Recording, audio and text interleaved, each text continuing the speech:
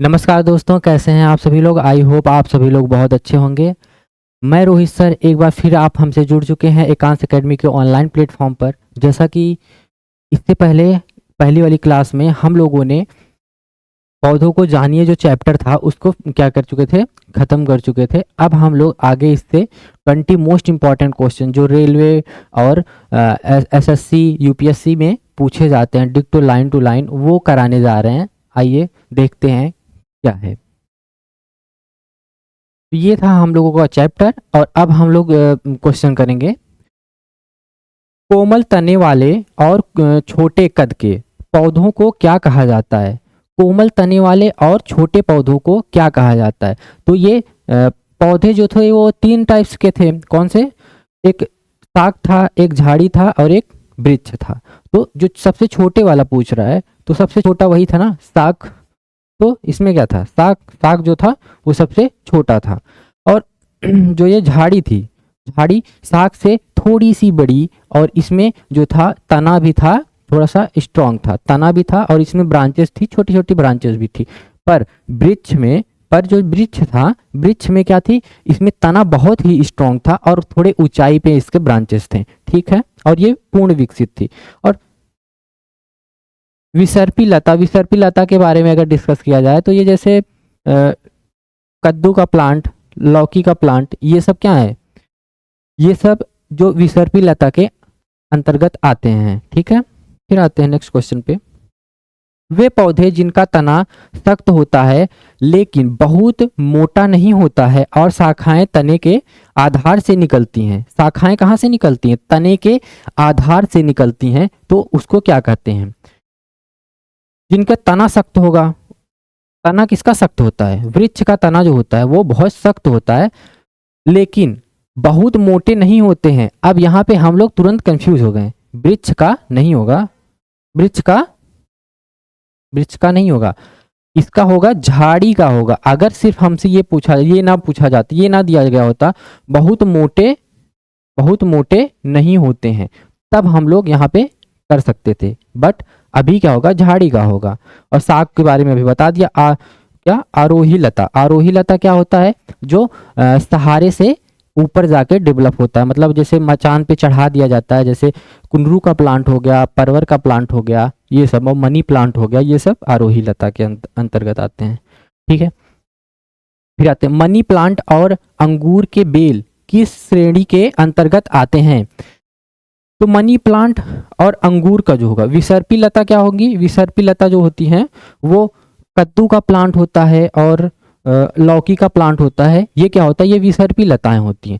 फिर क्या होता है? फिर साग जो होता है वो छोटे छोटे प्लांट होते हैं जो हरे भरे होते हैं। झाड़ी क्या होता है? झाड़ी जो होते हैं वो थोड़े से डेवलप होते हैं, छोटे छोटे ब्रांचेस। अभी हमने इसको, इसके बारे में भी बता दिया झाड़ी को। ये होता है आरोही। आरोही मीन्स जिसको, जिसको किसी की सहारे की जरूरत हो और ऊपर जाके डेवलप हो अच्छे से। ठीक है, मनी प्लांट जैसे वो देखोगे तो पेड़ों पे चढ़ता है। ठीक है, ऐसा नहीं कि जमीन पे नहीं होता, जमीन पे होगा लेकिन उसका जो ग्रोथ होगा वो ज्यादा अच्छे से नहीं हो पाता है। ठीक है, फिर आते हैं पत्ती का वह भाग जिसके द्वारा वह तने से जुड़ी होती है क्या कहलाता है। देखिए ये क्या है, ये मान लीजिए तना है और ये पत्ती।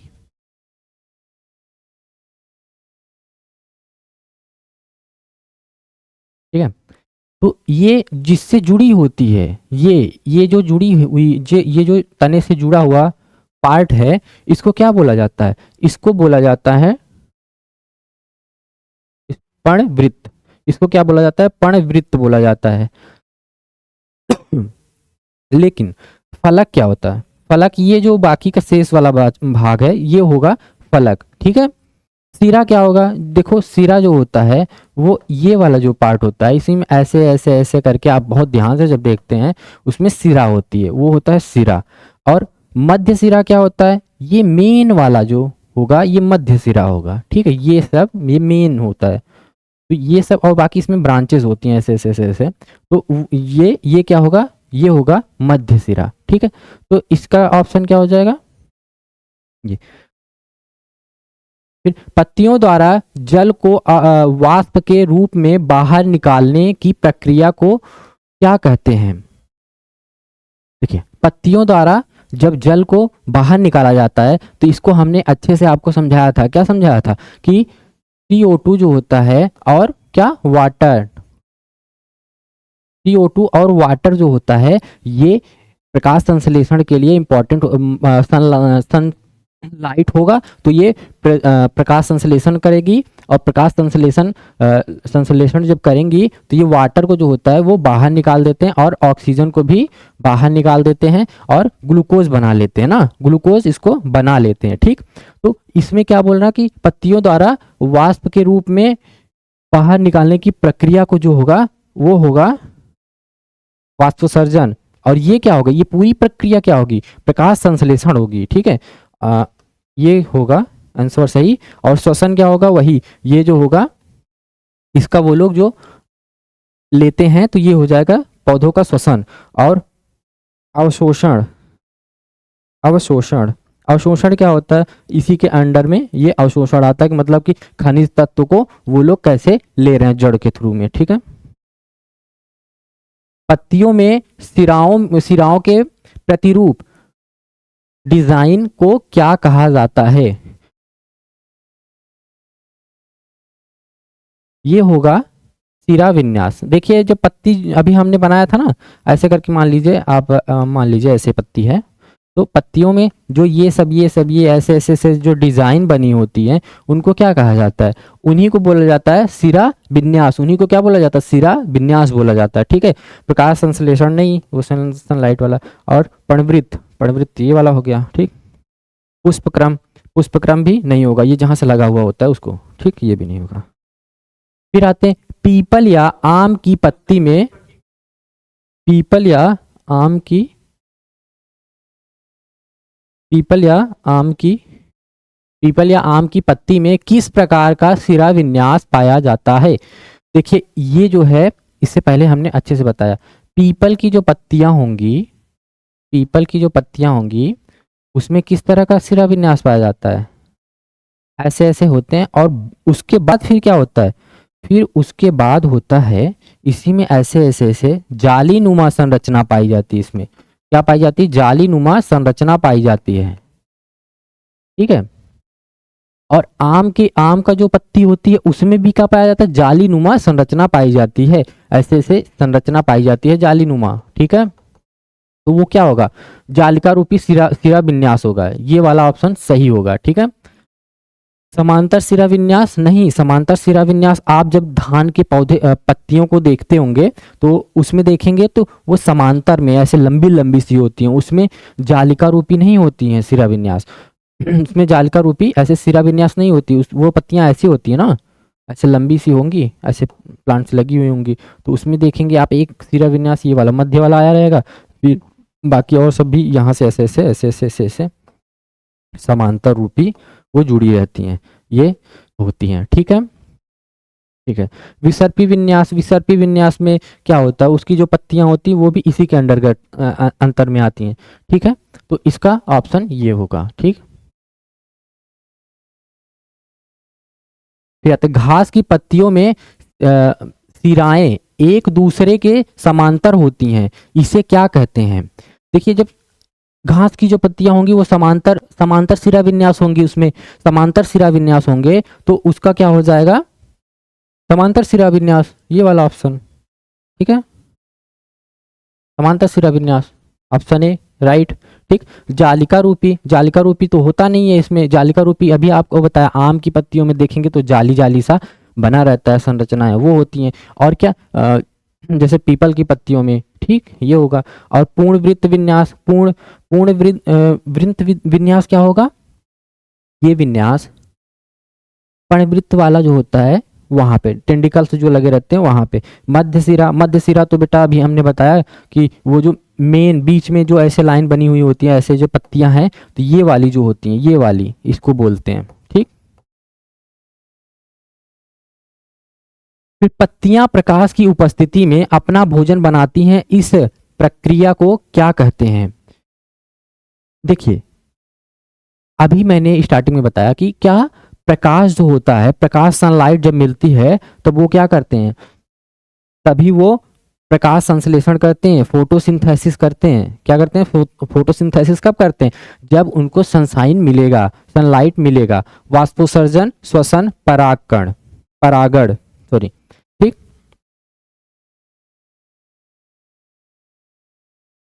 इसमें यही होगा ऑप्शन। फिर आते हैं मूसलाजड़। टैप रूट के मुख्य विशेषता क्या है? सभी जड़ें एक समान होती हैं। मूसलाजड़ जो होती हैं वो एक समान नहीं होती हैं। मूसलाजड़ आपको पता होगा, प्रीवियस में देखिए, ऐसे ऐसे करके होती हैं, ऐसे ऐसे करके। ये वाली मेन रूट होगी, ये मेन रूट होगी जो नीचे तक पहुंच जाएगी। इसकी ब्रांचेस होंगी बहुत सारी, ठीक है। तो ये क्या होती हैं? मूसलाजड़ होंगी। तो मूसलाजड़ ये होगी। इसमें एक समान होंगी? नहीं होंगे। एक मुख्य जड़ होती है जिसमें छोटी छोटी 5 जड़ें निकली होती हैं। हाँ, ये वाला है, तो ये सही होगा, ठीक। जड़ें गुच्छे के रूप में होती हैं। जड़ें गुच्छे के रूप में नहीं। जड़ मिट्टी के ऊपर होती है। जड़ मिट्टी के ऊपर कभी जड़ होती है, कभी नहीं होती है, ठीक। फिर आते हैं जिन पौधों में कोई मुख्य जड़ नहीं होती हैं और सभी जड़ें एक समान दिखाई देती हैं, इन्हें क्या कहते हैं? तो अभी हम लोगों ने क्या पढ़ा? ये जो होता है पार्श्व जड़ जो होती हैं, पार्श्व जड़ जो होती हैं, ये क्या होती हैं? ये वो मूसलाजड़ जो होंगी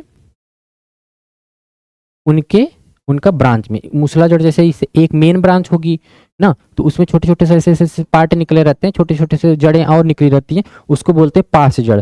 तो मूसलाजड़ क्या होती है? मूसलाजड़ तो ये होगी, एक मुख्य जड़ होगी, उसमें छोटे छोटे से पार्ट निकलेंगे, वो पार्श्व जड़ होंगी, और ये सीधे नीचे तक जाएंगे, ये मूसलाजड़ होंगी। और झकड़ा जड़ या रेशेदार जड़ ये होगी, फाइब्रस रूट ही होगी। क्या? फाइब्रस रूट ही होगी इसका सही आंसर, ठीक। ये स्थिरीकरण जड़ मीन्स दैट कि देखेंगे आप कभी कभी मक्के को देखते हैं, उसमें जो जड़ें निकली रहती हैं वो। चलिए, निम्नलिखित में से कौन सा जड़ और सिरा विन्यास के बीच सही संबंध है? सिरा विन्यास किसके? जड़ और सिरा विन्यास के। देखिए, अभी हमने प्रीवियस क्लास में क्या करवाया था? हम लोग पत्ती को देखकर उसके जड़ को जज कर सकते हैं, मतलब बता सकते हैं कि वो जड़ कैसी होगी उसकी पत्तियों को देख के। अगर समांतर सिरा विन्यास है, अगर समांतर सिरा विन्यास वाली पत्तियां हैं तो क्या होती हैं? वो उसके जड़ जो होते हैं वो रेशेदार जड़ होती हैं, ठीक है। और अगर उसमें वो अगर जालिका वाले होंगे तब क्या होंगे? अगर जालिका वाली पत्तियां, जालिका वाली सिरा विन्यास होगा तो वो क्या होंगे? वो होते हैं मूसलाधार जड़ ना, ठीक है। चलिए, इसमें हमें जड़ और सिरा विन्यास के बारे में बताना है। जालिका रूपी सिरा विन्यास रेशेदार जड़ होते हैं। जालिका रूपी सिरा विन्यास में रेशेदार जड़ होते हैं? नहीं, गलत। समांतर विन्यास मूसला जड़ होते हैं। समांतर अगर होंगे तो उसमें क्या होगा? मूसला होगा? नहीं, ये भी गलत होगा। फिर जालिका रूपी विन्यास मूसला जड़ होते हैं। अभी क्या जालिका रूपी विन्यास में मूसला जड़ होती है? ये सही हो सकता है, इनमें से कोई नहीं, ये तो गलत है। फिर आते हैं गाजर, मूली और शकरकंद पौधों का कौन सा भाग है जिसे हम खाते हैं? ठीक है, गाजर, मूली, शकरकंद आप सभी लोग जानते होंगे ये क्या होता है? जड़। गाजर, मूली और शकरकंद ये सब टैप रूट, ये जो होता है सभी टैप रूट के अंडर में आते हैं, ठीक।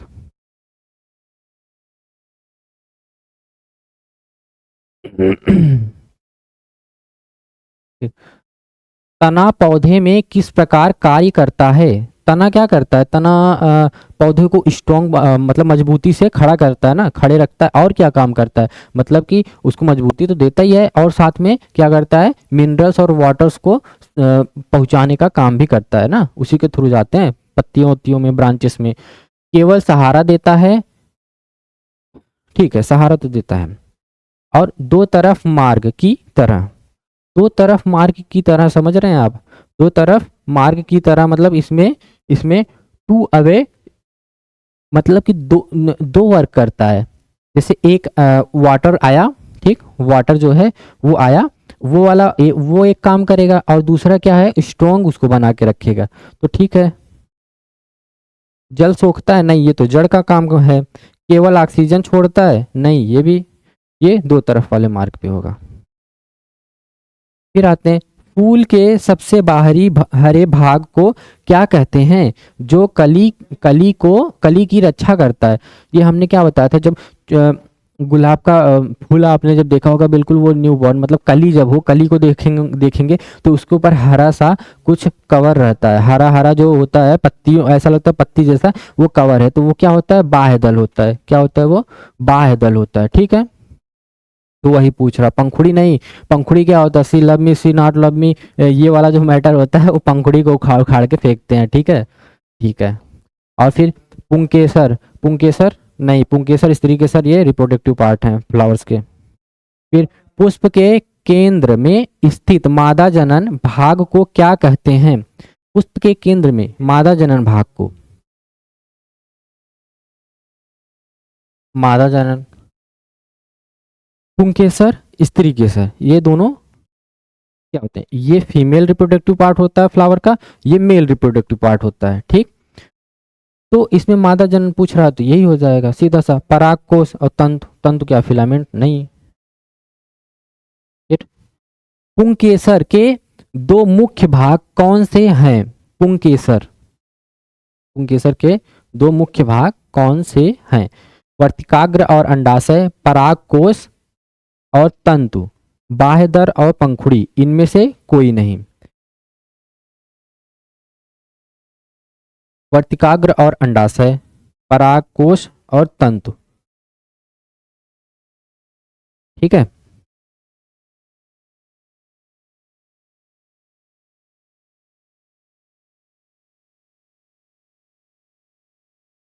पुष्प का कौन सा भाग फल में विकसित होता है, पुष्प का कौन सा भाग फल में विकसित होता है।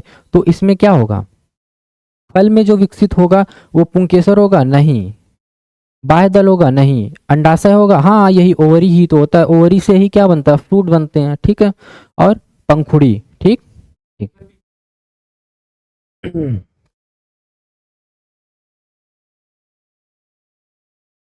देखिए, अच्छा ये वाला थोड़ा सा रॉन्ग हो गया क्या,